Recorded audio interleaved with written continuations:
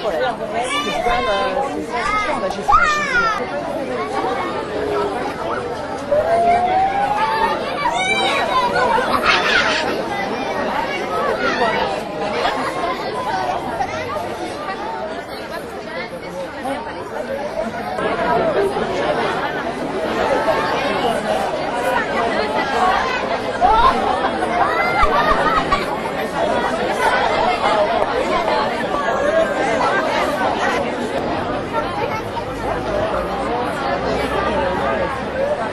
Table et 25 chaises sans autre mobilier, c'est-à-dire qu'il n'y a même pas d'armoire, le tableau n'en parlons pas, eh bien c'est déjà trop juste.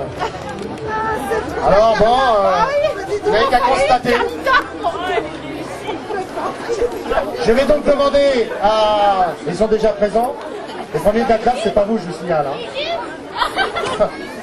Les retardataires devront se présenter au pupitre. Ah, là voilà.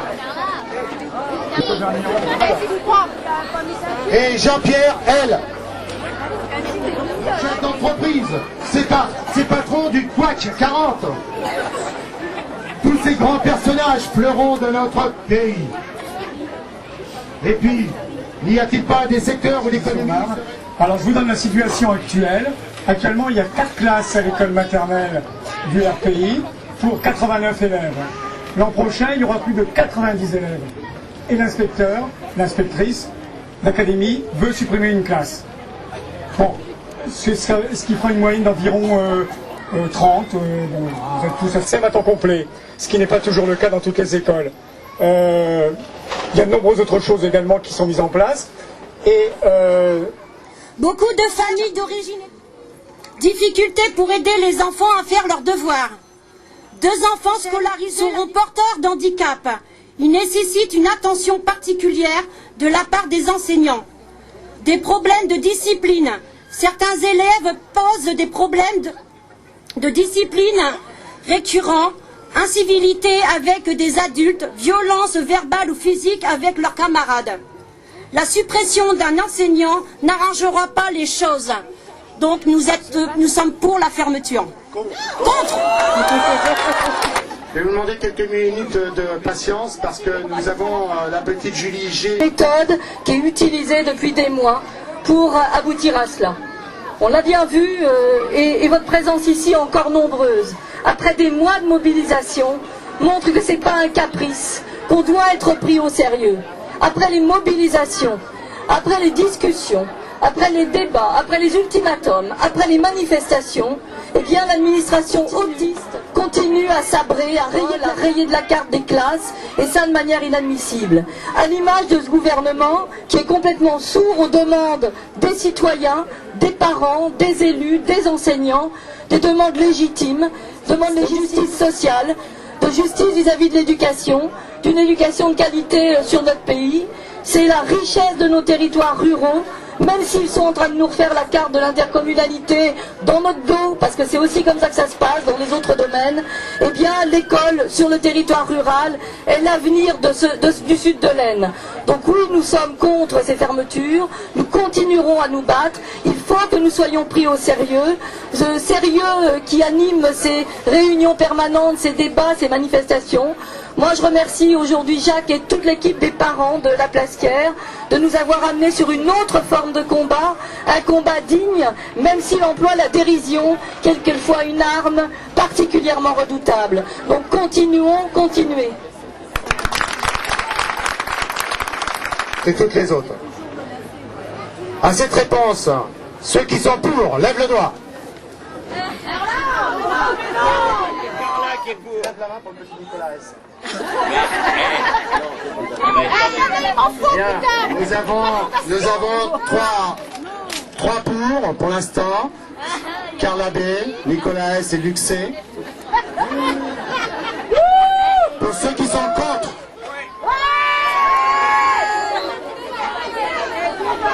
Abstention. Bien, ben je peux lire.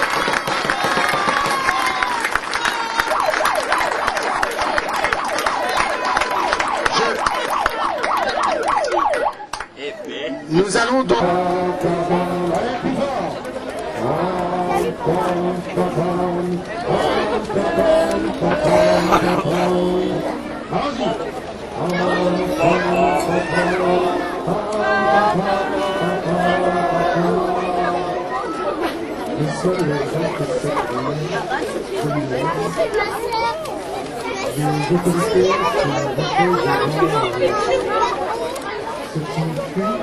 L'inspection départementale à chaque service.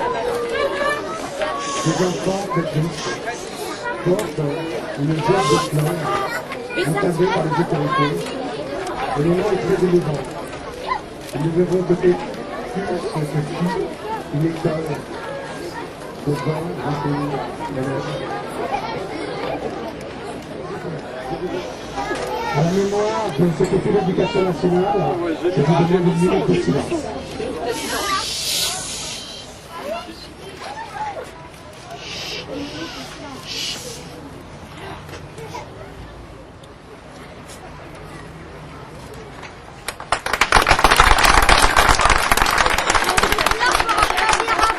Déposez-la bien.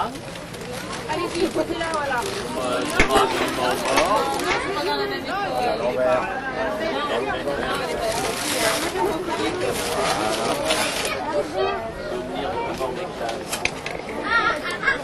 C'est pour l'école qu'on fait ça, c'est pas pour que tu t'amuses devant.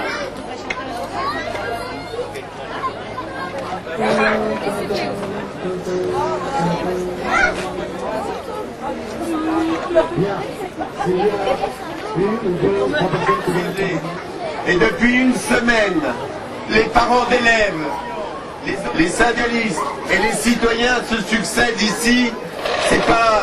C'est le quai Gambetta, le quai de l'éducation. Le dépôt de cette ne présage pas du tout de ce qui doit se passer. Je pense qu'en une semaine, ils ont complètement bougé. C'est collectivement que nous y avons contribué. Que ce soit le deuxième représentant de l'État, le président du Sénat, a annoncé qu'il fallait pouvoir reculer sur les fermetures de classes. Il fallait surtout être attentif aux territoires ruraux, qu'il fallait être attentif aux territoires dans les grands ensembles.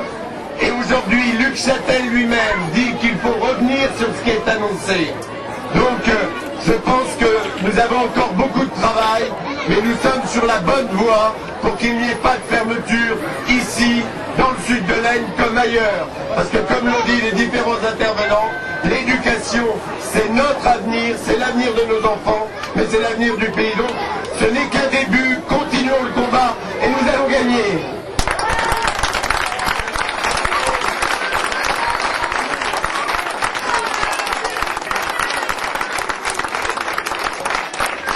Mais ils sont en train de reculer, vous savez, c'est pas un pas en avant, un pas, et on va gagner ici. Donc Jacques, je te laisse la parole. Ça se lève un peu notre petite histoire. Pas tout à fait, parce qu'on a un petit moment festif. Au niveau du gouvernement, effectivement, comme l'a dit Jacques, il y a des choses qui peuvent changer. Donc, soutenez-nous aussi le 6 juin.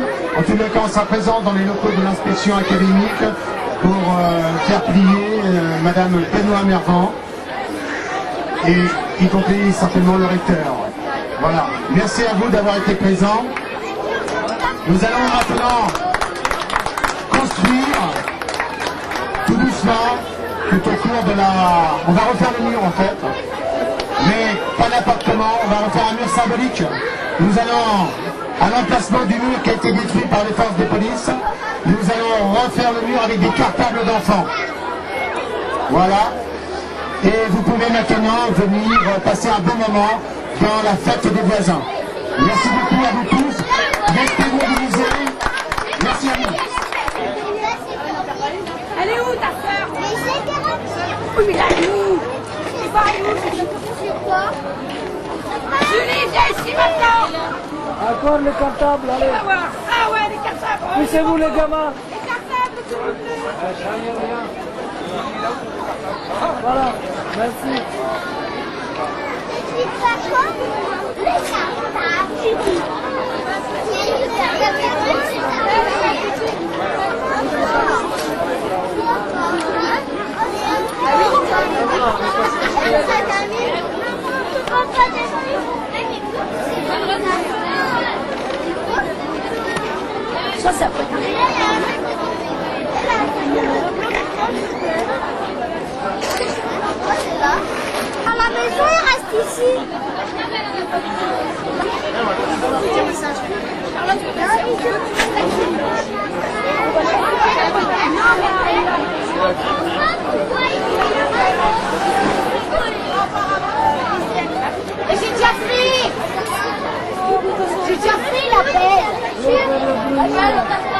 On appelle les cartables des enfants.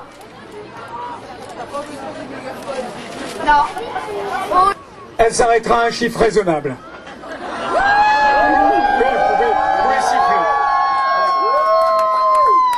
Donc je m'exprime au nom des parents d'élèves du RPI Chézy-sur-Marne, au nom également des élus, des enseignants également.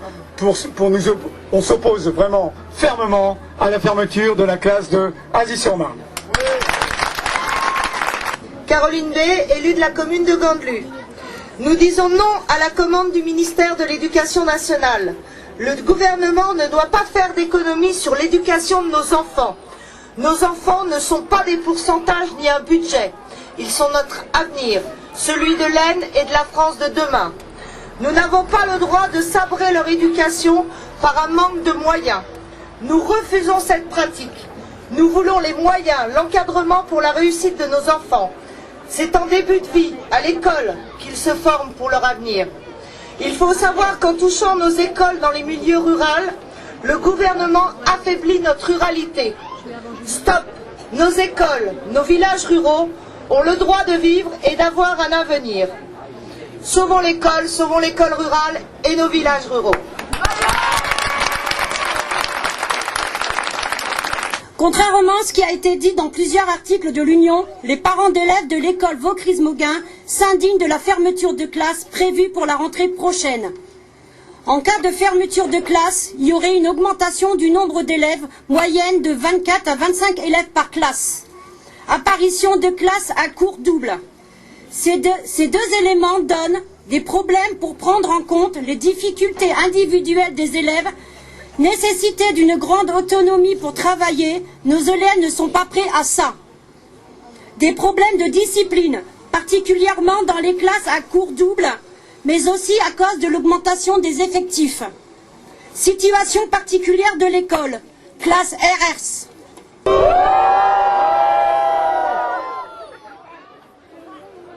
Tous ces professeurs qui se complaisent dans un enseignement de classe sous-dimensionné. Nous n'avons quand même pas investi dans leur formation solide pour qu'elle ne soit réservée qu'à si peu. Enfin, 35 projets modernes de regroupement des écoles dans de vastes structures accueillant tous les enfants d'une ville ou d'une région. Eh bien, créons un vivier d'hommes et de femmes pouvant, à la demande, enseigner.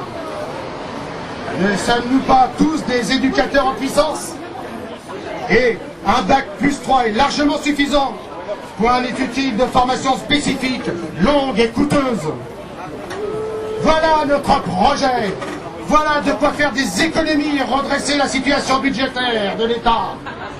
Notre responsabilité est engagée et nous voterons donc pour la fermeture des classes.